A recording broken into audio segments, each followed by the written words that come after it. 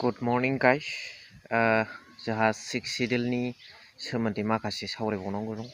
बिस्वजित दैमारि versus Gobinda Basumatary कन्ट्रभार्सि बिराद मोजां जादों, बिराद इन्टारेस्टिं, इम्परटेन्ट मिथिनांगौ दं जोंहा मानि थाखाय जादों। दा बेजों लोगोसे जोंहा नैबे इउएस टेक्स इउटुबाव जायफोर इउएस टेक्स फर्मखौ फिलआप खालामनानै साबमिट खालामबाय, बेनि थाखाय नैबायदि मोनसे जिमेल फैदों। बिनि सायाव सावरायगोन, लोगोसे अल्टारनेट कन्टेन्ट आरो जोबनायाव मोनसे इन्टारेस्टिं सिक्स सिडिउलनि सोरखौ father of six schedule of the Indian constitution होननाय जायो बेखौबो एसे सावरायहैगोन। So' hello' everyone, one second welcome back to the channel. दिनैनि गोदान भिडिअ'आव नोंथांमोन बयखौबो गोसो गोथारै बरायदों, लोगोसे आसा खालामो इसोरनि अननायाव नोंथांमोन बयबो मोजां। स' इम्परटेन्ट खोथायाथ' जोबनाय फारसे जाहैगोन। दा बेनि सिगां नैबे खोथाखौ आं क्लियार खालामखानो नागिरदों। जोंथ' निउस पर्टेल नङा नालाय, निउस रिपर्टार नङा नालाय, इउटुब सालायग्रासो। बे हिसाबै जोंनाव लग' थाया, जोङो भिडिअ खेबबाबो आरो मालायनि लग'खौ जों देखायनो हाया। जोंनि भिडिअ'आव बिराद गाइडलाइन दंसै। बर्थमानाव इउटुब सालायनायाबो इजि नंला। बेखायनो जोङो गोबां पिक्सारखौ मोखांखौ गिदिर खालामनानै देखायनांगौ जायो, जुम होनानै भिडिअ'खौ होनांगौ जायो। आरो जोङो निउस रिपर्टार बा निउस लाइभ नङैखाय जोङो मालायनि बेफोरबायदि लग' नुनायखौ लाइन लग'खौहा बुजियाव लाया होमबा, बेखौ जों देखायनो हाया, बे रोखा। आरो बेजों लोगोसे जोङो निउस पर्टेल नङा नालाय, जोङो बै मोनसे जेखौ खेबहैबाय, जे निउसाव मोनबाय, बेखौ दा होबाय, फोजोबबाय। आरो नेक्स्ट भिडिअ'आव बिदिनो लायलायबाय, बा लायखानाय थाखानायखौ जोङो चेनेलाव होबाय, जोब्बाय। बिदि नङा, जोङो इउटुब सालायग्रासो नालाय, जोङो बेखौ भिडिअ' जागायनायनि सिगाङाव लाबोगोन, नङाबा जोबनाय फारसे लागोन, नङाबा गेजेर खन्द'आव जों बे खेबनानै लायनाय भिडिअ'खौ दामनानै होगोन। बिनि सिगां बे भिडिअ'खौ जोङो गेजेराव बा सिगाङाव होगोन, बा नङाबा जोबनाय फारसे होगोन। बिनि सिगां जोङो सावरायग्रोगोन, नङाबा बेखौ होग्रोनानै उनावहाय जों सावरायहैगोन। बे लेभेलाव जों आइडिया खालामनानै होनांगौ जायो। नङाबा जोङो माखासे बुस्थुआव गाब्र'हैनायनि चान्स थायो। नङाबा नों खेबहैबाय, बेखौ होलायबाय, बेखौ खेबहैबाय, बेखौ होलायबाय, बेबादि सिस्टेमाव जोङो फैनो हाया। बाव माखासे खोथा दङ, जोङो गेजेराव माखासेखौबा जिंथाराव नङाबा सिगांथाराव लाबोनानै सावरायनांगौ जायो। खार'ना जाहैबाय जों इउटुब सालायग्रासो, निउस पर्टेल नङा। बे क्लियार। बेनिखायनो बबेबा लिडारनि बुंनाय खोथाखौ दामनाय भिडिअ' मालाबा गेजेराव थायो, नङाबा मालाबा जोबनाय फारसे थायो। आंनि गोबां भिउवार्स बिथांमोनहा बुङो नालाय, फार्स्टआव उमुक भिडिअ' होननानै बुङो, बिनिफ्राय जोबनाय फारसे नोंथाङा हैया, थगायहैयो होननानै बुङो नालाय। नाथाय बेखौ गेजेराव नङाबा जोबनाय फारसे मोनो। फार्स्टआव क्लिप फिसा दामग्रोनाय जायो, बेबो लग'खौ होथेनांनानै, उफाय गैया। दा लोगोसे बेजों लोगोसे जोबोर इम्परटेन्ट खोथा, जायफोरनाखि बिथांमोना इउटुब सालायो, गोदान क्रिएटर्स, गोजामफ्राथ' नों स्मार्टखा, गोदान क्रिएटर्सफोर, इउटुब क्रिएटर्स, बिथांमोननि थाखाय नैबे इम्परटेन्टथार।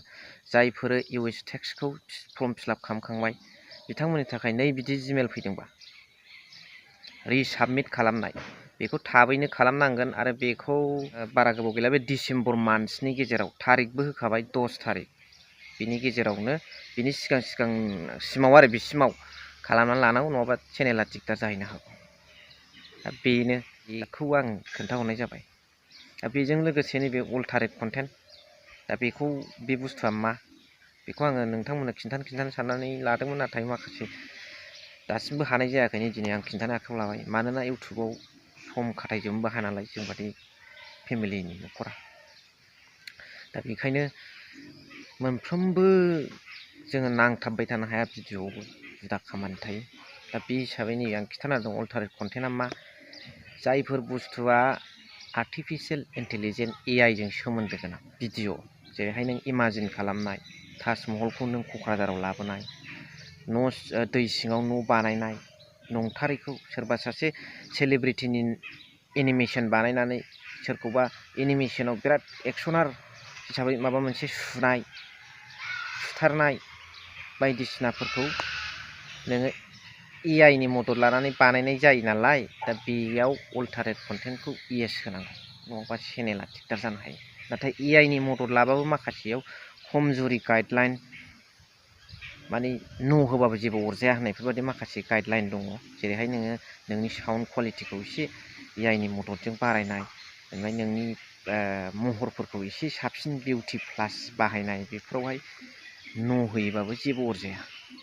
नाथाय नैबे जायफोर कार्टुनफोर बाहायो, कार्टुन नङा होमबा, बर'नियावबो बिराद फेमास कार्टुन, दालाय फेमास कमेडि टाइपनि होग्रा गैया होमबा, मा नामथाय बावलायलांबाय आं।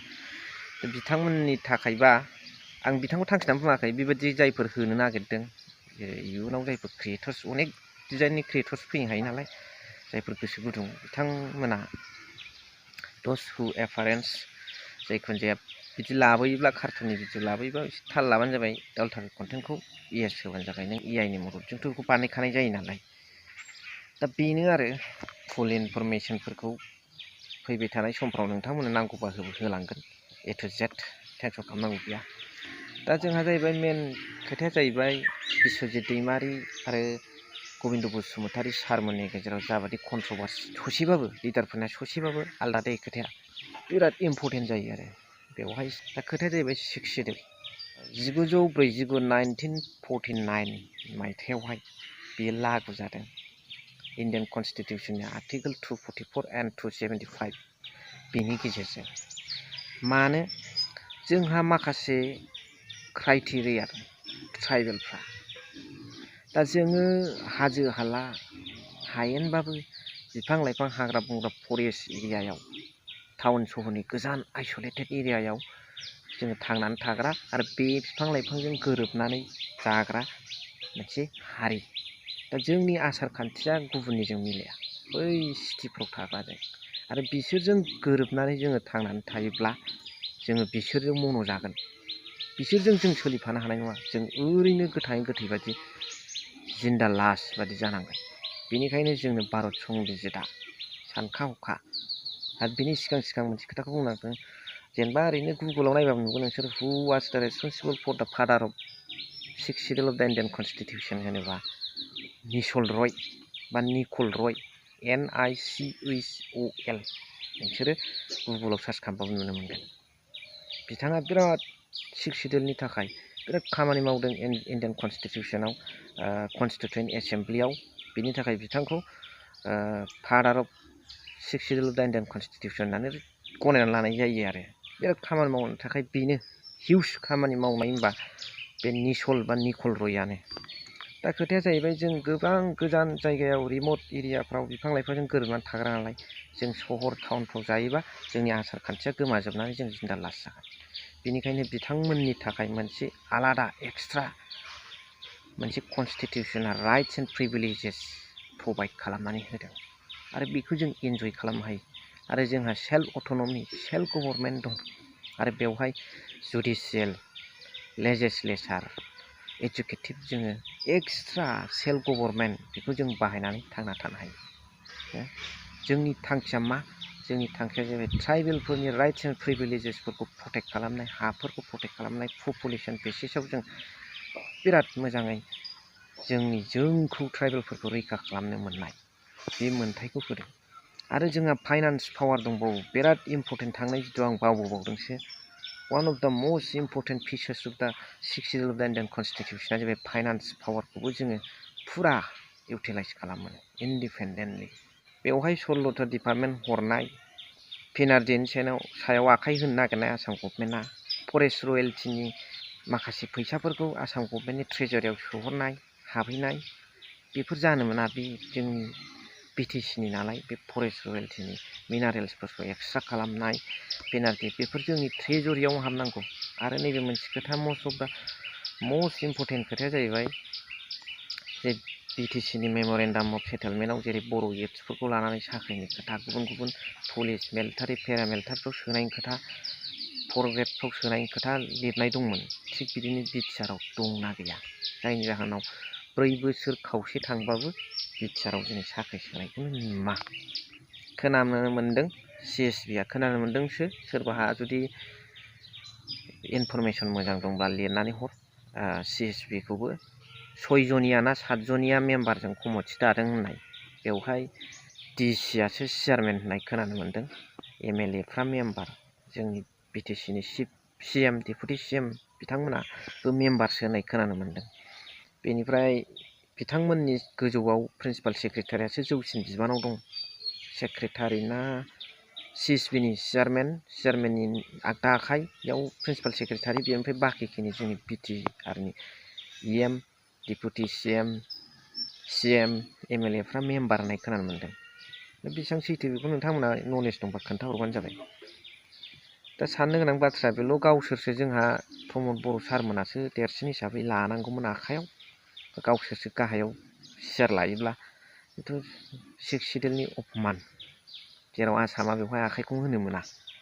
जों बिदिनो माखासे दैदेनगिरिफ्रा सानै हयै जुक्ति होनानै बेफोर गासिबो पावारखौ लाबोफिनलाय लायोब्ला जोंनि ओनसोलनि थाखाय जोबोद मोजां आरो राजखान्थियारि मुलाम्फाजों लोगोसे पाब्लिकनि ग्रेटार इन्ट्रेस्टआव गावबागाव पावारखौ लानानै बाहायोब्ला बिराद मोजां जायो। स' नोंथांमोना मा सानो कमेन्ट्सनि गेजेरजों फोरमायहर, आरो नलेज दंब्ला नोंथांमोना बे आं सोंनायखौ फोरमायहरबानो जाबाय। दिनैनि भिडिअखौ एसेखिनियावनो दोनथ'बाय। Thank you for वाचिं।